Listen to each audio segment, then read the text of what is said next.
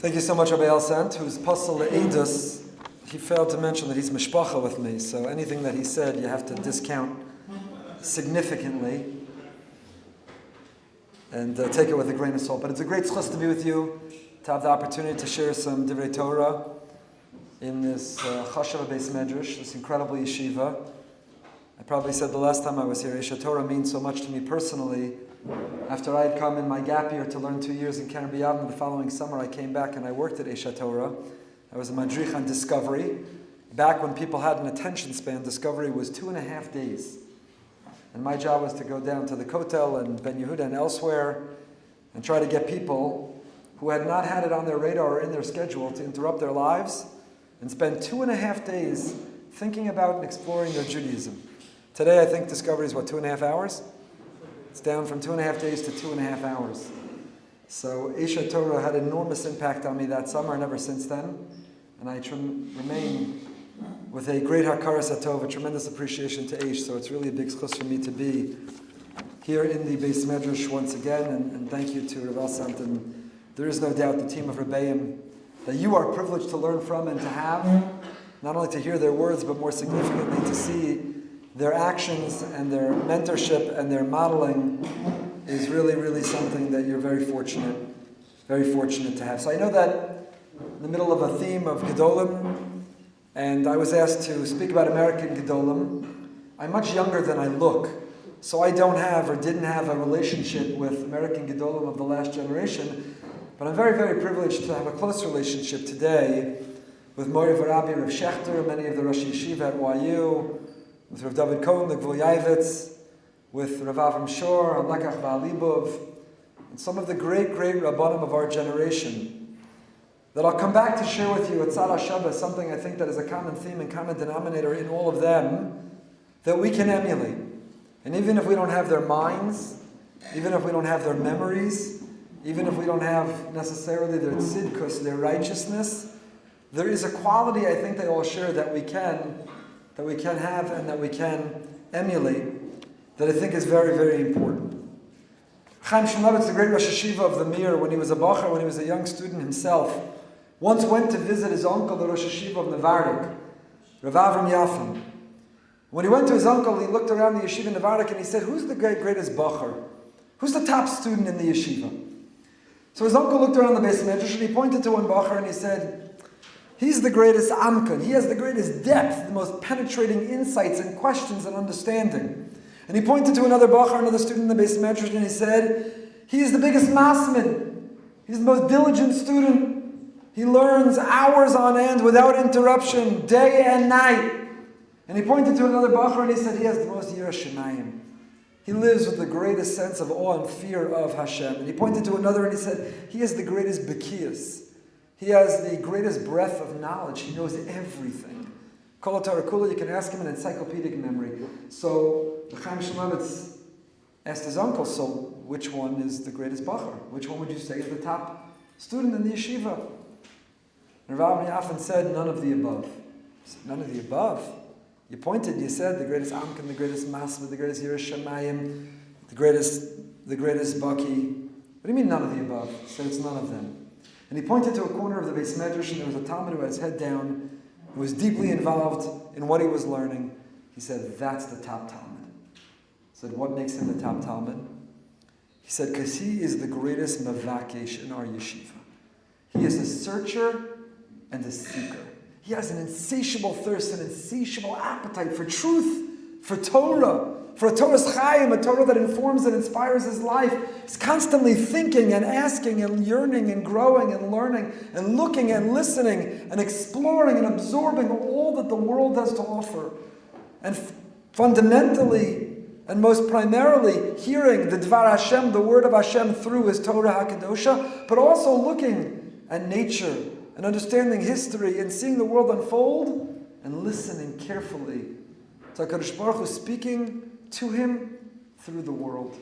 He is the greatest mavakesh. And at the moment he might not be the greatest amkan, have the greatest depth, the greatest masman, the biggest yirah shemayim, he may not be the biggest baki, but the defining characteristic, the defining quality, what makes him the greatest superstar, is he is a mavakesh. He's hungry. He has a drive. just wants to learn and grow and understand and comprehend. That Talmud sitting in the corner of that Beis Medrash in Nevardik was the Stipler. Rabbi Yaakov Yisrael Kanievsky, the great father of Reb Chaim. The Koach of Bikush. And while Reb Chaim Shmulevitz doesn't tell the story in Sichos Musar, he does on this week's Parsha identify that character trait of Bikush, of being a Mavakesh, as critical. That is the defining character trait of Yisro. Yisro declares in our Parsha, now I know Hashem is greater than all the other gods. And Rashi explains based on the Mechilta that Yisro had ample comparison. He was the first student of comparative religion. There was not one form of idolatry, not one religion, not one theology that he hadn't explored, that he hadn't studied, that he hadn't tried out. And you can't help but read this Rashi, you can't help but read this pasuk and say, it's sort of demeaning, no? Yisro should have an amazing legacy. The father-in-law of Moshe Rabbeinu, he joins the Jewish people, he gets up and he comes. And here we are in the Torah, and here we are in the Medrash. Such a demeaning legacy to Yisro. He was such an Ovid Avodah Zarah, such an idolater, that there was not one idolatry he hadn't explored, he hadn't studied, he hadn't turned over. But the author of Kelm says, rather than an insult, this is Chazal's greatest compliment. What they're saying about Yisro is, he was a Mavakesh. He was looking for truth, he was studying, he was trying to understand, he was trying to hear the Dvar Hashem, trying to apply it in his life. He was probing, he was asking, he was inquiring, he was searching. He was on a mission that he wouldn't stop until he found the truth. And Chevra, that's what each and every one of us are doing. Whether you're in Yeshiva learning full time, or whether you're simply part of a Ben Torah for life, you're part of the lifelong journey of learning Torah, we have an insatiable appetite to explore, to ask, to understand, to learn, to grow, to listen to the Dvar Hashem, to hear what Hashem is telling us, because He's speaking to us and He's talking to us all the time. Yisro had this quality, and Yisro taught it to us. You know, the beginning of the Parsha, Yisro heard all that Hashem had done. The Gemara in Zvachim debates, what is it that stimulated, that provoked Yisro to come? What did he hear? What was he so impressed by? One morning he's sipping on his latte, he's sipping on his cappuccino, he's scrolling, he's reading, he's watching the news. And something moves him to get up and come. What was it? So one opinion is Kriyas Yamsuf. Splitting of the sea, Hashem intervenes in nature. He splits the Yam Suf in two. Another opinion is Milchemes Amalek, the war, the battle with Amalek, which is a peculiar opinion because if you look in our Parsha, we didn't win that war. Amalek not only survived, they're still here. And Amalek acted again on October 7th and have since then. We continue to be fighting them, good versus evil, trying to wipe out the nefarious plans of Amalek in our time, in our generation. So what was Yisro impressed by? That Amalek attacked Klal Yisrael. Klal Yisrael didn't defeat them. And yet there was something impressive about it, but that's for another time. And the third opinion is, Yisro heard about Matan Torah.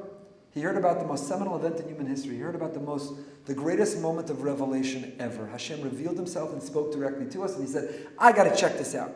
Putting down my coffee, I'm closing the newspaper, I'm on my way, I've got to see for myself. Now there's a debate, Ibn Ezra, Ramban, among the Mefarshim. Is the Torah written chronologically? Is the Torah written thematically? Did Yisro in fact come after the Torah was given? Did Yisro come before the Torah was given? According to the Ibn Ezra, that Yisro only came after the Torah was given, the question should be obvious, which is, if Yisro only came after the Torah was given, why does the Torah present it as if Yisro came before? If you're going to abandon chronology, if you're going to go out of order, there must be a compelling good reason. There must be a message that we're trying to communicate. So what is the Torah trying to communicate? By putting Yisro before the giving of the Torah. What is the message? What is the Torah trying to tell us? And why is it so important we have to hear it before we receive the Torah? So important that the very Pasha that has Kabbalas HaTorah is named after a non-Jew, is named for Yisro. Why is Yisro so significant? And why is learning about him so important? It's a prerequisite to receiving the Torah. And I think the answer is obvious. Because Yisro excels exactly at this quality. Vayishma Yisro. You know, Yisro wasn't the only one who heard. Anyone who was following the news, whatever you watch, Fox, CNN, MSNBC, Wall Street Journal, New York Times, whatever you're scrolling, whatever alerts, whatever news headlines come across, everyone heard the news. We just read it in last week's Parsha. We say it every day in the Az Yashar. Shamu Amim Yir Gazun. The all nations of the world heard it, and they were trembling, they were moved, they were stirred by it. So what was special, what was unique or different about Yisro? The answer is, says the Medrash, pay attention to one word. Chazal don't ask, Ma Shmu Hashama, what did Yisro hear? There's one more word. What do they ask? Ma Shmu Hashama Uba. What did he hear that made him come? That made him stop? That made him interrupt his life? We hear things all day long. We're exposed to news in real time. We watch videos and we see headlines. And then we just sip the next sip of the cup of coffee. We just continue eating breakfast. We just go on our way. It goes in one ear and out the other. But Yisro listened at a different level. Yisro heard in a different way. Yisro didn't just hear, he listened. It penetrated, he absorbed. It transformed him. He integrated it into who he is. He was listening to the Ribono Shalom talking through the events of history. He didn't just go in one ear and out the other. He wasn't just paying attention at a very superficial or surface level. Yisro taught us the koach hashmiya, the power of listening. Not a listening, like many people, where you just listen. It's an interruption to when you speak. You're just listening in between when you're speaking. Most people, when they're talking to a friend, or a chavrusa, or a spouse, or anybody, listening is just the break in between when they're speaking. Or when they're listening, they're formulating, what am I going to say in response? What am I going to answer? What story does it remind me of? What difference of opinion do I have? They're not really listening. It's a break in time until it's their turn to talk again, but that's not listening. Yisro taught us the koach hashmiya, the power of active listening, a listening that transforms us, that inspires us, a listening that has an impact forever on us. Mashmu Hashama. He didn't just hear, oh, did you hear the news? And then you just turn the page. Mashmu Hashama Uba. And he came. He was watching, he was listening, he wanted to understand what was happening in the world, something big. What's happening now in Eretz Yisrael, what's happening for Jews around the world, is not just what political pundits can share their opinions about. It's not just military battles and strategies.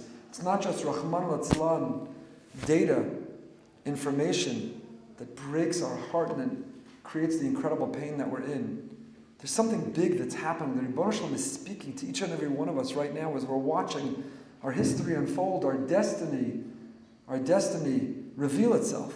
Hashem is speaking to us. Are we listening? Not just listening that we turn the page, not just listening that we move on. Mashmu Shama Uba. An altogether different level of listening. The listening of mavakish, of a person who's yearning, who's searching, who's seeking, who says, what does this mean for me? How does this change me? How will I be forever different? What am I taking upon myself? How do I connect to Klal Yisrael? How do I connect to the Ribono Shalom? How do I connect to myself in a way I didn't on October 6th? How does the October 8th version of me different than the October 6th version? Mashmu Shama Uba, how will I forever be different and transformed by the events I'm seeing, I'm living, I'm watching, and I'm part of? Mashmu Shama Uba. And that koach, we needed to learn it, we needed to live it before we could receive the Torah.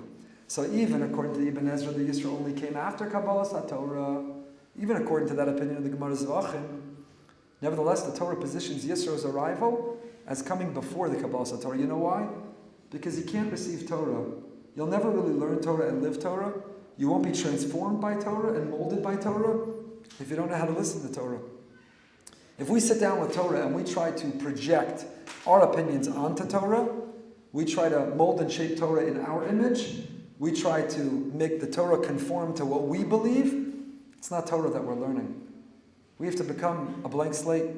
We have to turn off our output, our opinions, turn on our input, and be willing to hear and receive and listen and absorb and be transformed by what the Torah is telling us.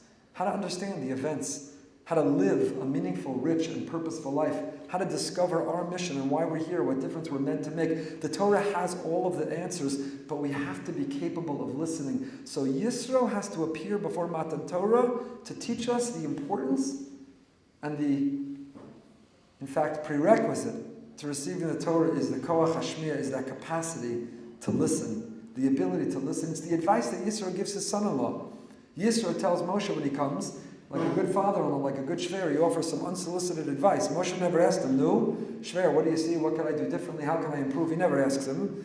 But Yisro comes. What makes Moshe unusual is that he welcomes it and follows it. But I'm on both teams. I'm a son-in-law now, I'm also a father-in-law, so I'm allowed to talk that way. So Yisro tells Moshe, there's a line out your tent, around the whole camp. You got to do something. You got to learn to delegate. You got to create a hierarchy. You got to involve others.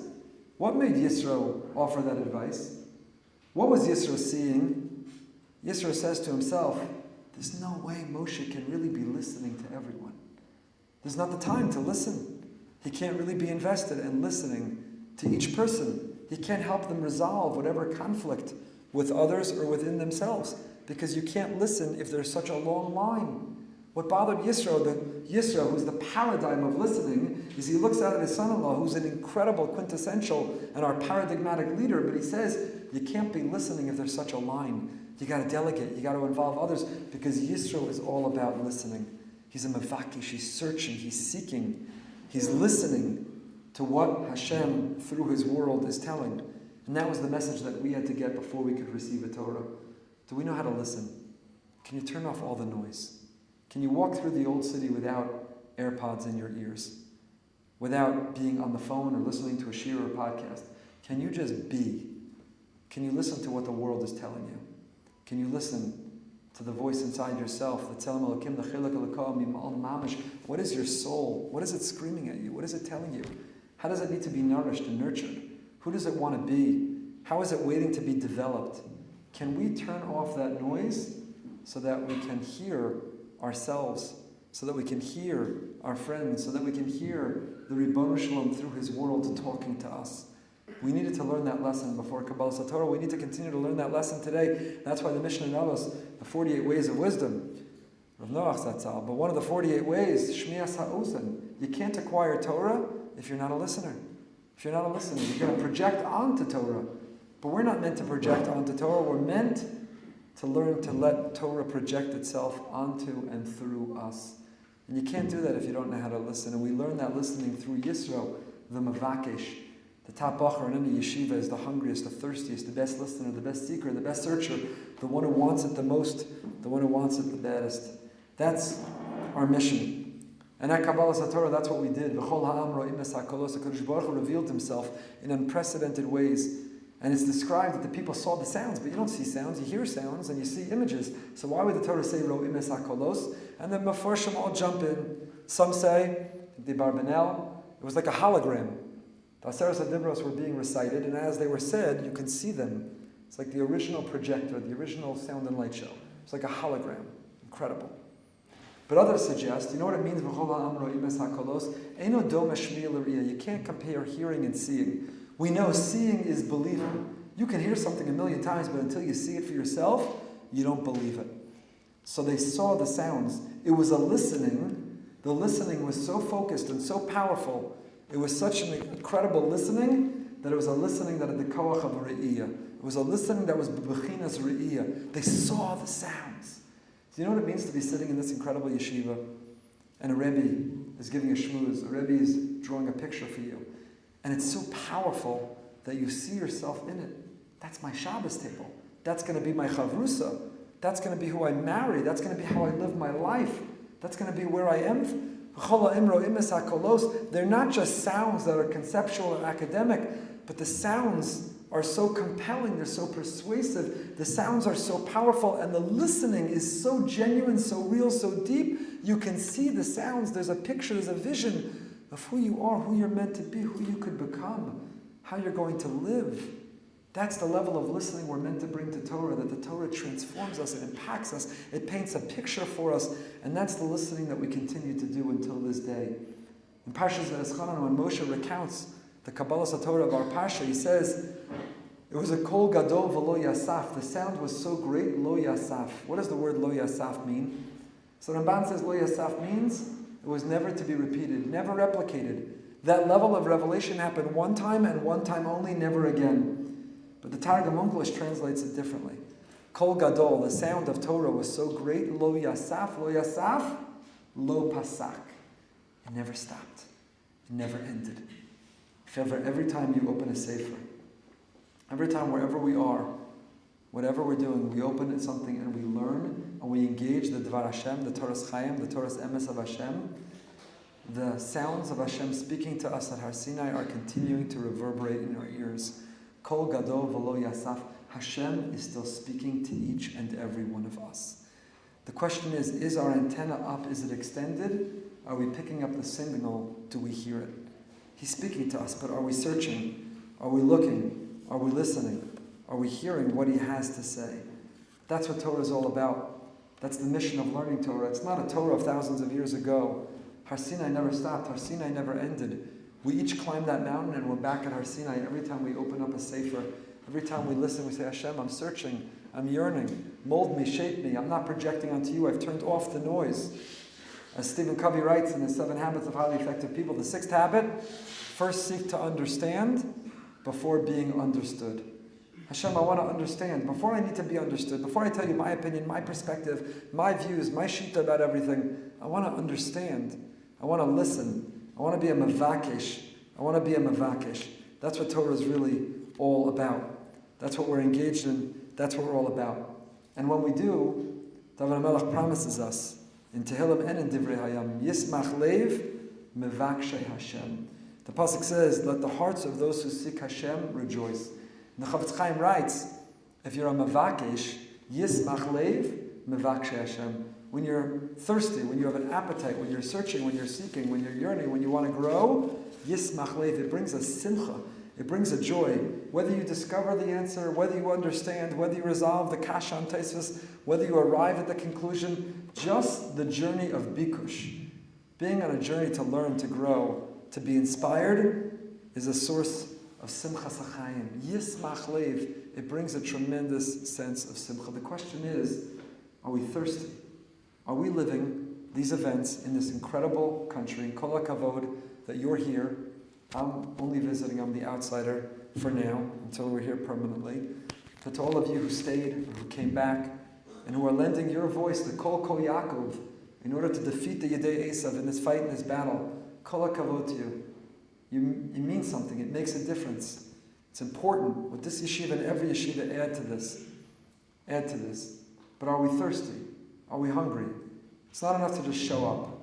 It's not enough to just punch the clock. We've got to be hungry and thirsty. We've got to have a drive and an appetite. We have to be on a journey of searching. We have to be listening to the signals that Hashem is sending to us collectively, Am Yisro, Klal Yisro, in these pivotal moments, and each and every one of us individually trying to discover who we are and what our life should all be about. Mavakesh is thirsty. You know, Torah is compared to water. But water doesn't have taste. Water is very bland. It's delicious based on how thirsty you are. Nobody ever sits down and orders an incredible steak, some fried onions, garlic. What would you like to drink with that? I'd like a delicious glass of water. Nobody orders water with their steak, wine with the steak, something else accompanies. Water is only delicious based on how thirsty you are.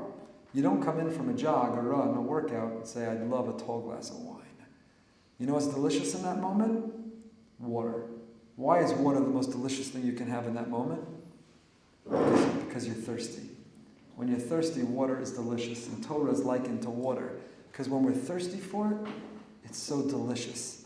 When we're thirsty, it quenches our thirst. It's the greatest thing that we can have. So I close by sharing with you, everyone should stay here as long as you can. Halavai. I'm on the team, stay permanently. If you can, make the argument, write the letter, unleash the army on whoever is the decision maker to let you stay. Another year, your life, do whatever you can to be able to be here as long as you can. But if you're going back, if you have to go back to America, to consider our Yeshiva of South Florida. A year and a half ago, we're now in our second year, we started a Yeshiva. And the reason we started a Yeshiva in South Florida was to fill a niche of people that want to come back and not only continue learning, but continue seeking and searching and growing. Who want to continue to extend their antenna to pick up the signal that Hashem is sending out since Har Sinai. Who have this insatiable thirst, who want to quench it with the most delicious taste of Torah. The Yeshiva in South Florida is an immersive experience. Just like here, we have a dormitory next to the Beis Medrash with the dining room. We have Rebbeim who are warm and accessible and available. The Yeshiva is 3-star a day, morning, afternoon, and nighttime for those who want, though it's not mandatory. We have a program with Torah, which is in between the afternoon Seder and night Seder to be able to get a college degree. We have an incredible Zman post-Pesach. Again, stay as long as you can, but anyone going back, it's a great opportunity to try the Yeshiva. and to do so in a place that's without distractions. Certainly if you're not from Boca Raton, if you go to Yeshiva where your family lives, often you can be called home, distracted. To be Gedolim Makam Torah, to be in a place you can immerse, not just to learn, but to continue to grow. It's a place we have, Baruch Hashem, one of our Bachram got married, several are dating. That doesn't hold anybody back, even though the yeshiva is in Florida. There are enormous advantages to being there in a warm and vibrant and amazing, amazing community. So stay here. Stay here as long as you can. But if, for whatever reason, you're going back, consider Yeshiva of South Florida. We're very proud of Rabbi Shabtai, the amazing manal of our yeshivas here. Take a brochure, any questions you have, we're happy to answer. We should all continue to extend that antenna, to continue to listen to the Dvar Hashem, to inspire and inform and mold and shape our lives. American Gedolim. You almost didn't remind me to come back to it. American Gedolim. It says outside I have to talk about the American Gedolim, so I can't close without it. What's a Tzad Hashem, a common denominator of the great people I know? You know, the non-great people I know, while you're with them, they're not really with you. They're what sociologists today call absent-present. Absent-present means you're physically one place, but you're somewhere else. In fact, in next week's parasha Mishpatim, it says, Kadosh Baruch Hu tells Moshe Rabbeinu, Alei Elai Hahara v'heyei sham. Climb the mountain and be there. Rashi's bothered. If you climb the mountain, where else are you? Of course, if you climb the mountain, that's where you are. Isn't it redundant? Climb the mountain and be there. Alei Elai Hahara v'heyei sham. So Rashi says it means 40 days and 40 nights. But there are others who say, you know what it means? The Ribono Shalom turned to Moshe Rabbeinu and he said, Moshe, I know you have 2 million people waiting for you at the base of the mountain. I can't imagine how many emails and WhatsApps you have waiting for you, how many phone calls you have to return, how long the line is to speak to you. But while you're on top of the mountain, Hayei Sham, be there, be with me, listen to me, be present, fully present, not absent present with me. This is a plague of our generation. My nephew just got out of Gaza, he's been fighting, one of our heroes, certainly one of my heroes. He got out of Gaza and he got a flip phone. Turned in his smartphone. Not because he flipped out in Gaza. Why did he get a flip phone, he told me? He said, after experiencing for months what it means to be fully present, he doesn't want to go back to a world in which you're distracted. So he turns in, he's done with the phone, he got a flip phone. He wants to continue to, as long as he can, experience what it means to be fully present in what you do. The Gedolim Yisro in America and elsewhere that I've had the privilege to know, they're fully present in whatever they're doing. When they're steiging, when they're learning, there's nothing else. There's nothing. They don't look up. When the door opens, they're not curious to see who walked in or who walked out or who sat down next to them or what time it is or what's happening. They're fully immersed in whatever they're doing, which includes when they talk to us. They're koach hashmiya. They're sitting and they're listening. When Rav Shechter comes every year, he comes to us for a Shabbos. He comes to us for Shabbos every year.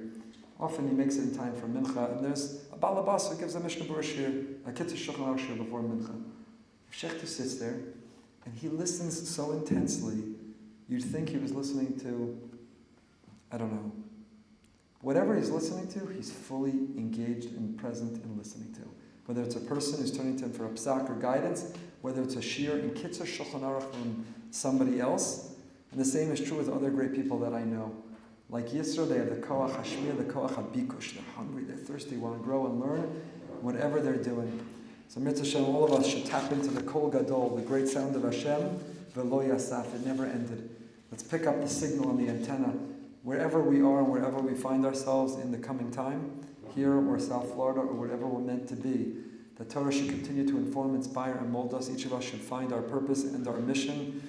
And the Mitzvah Hashem, Klal Yisrael, should have the peace that it deserves to be able to engage in learning full time. Thank you so much for having me.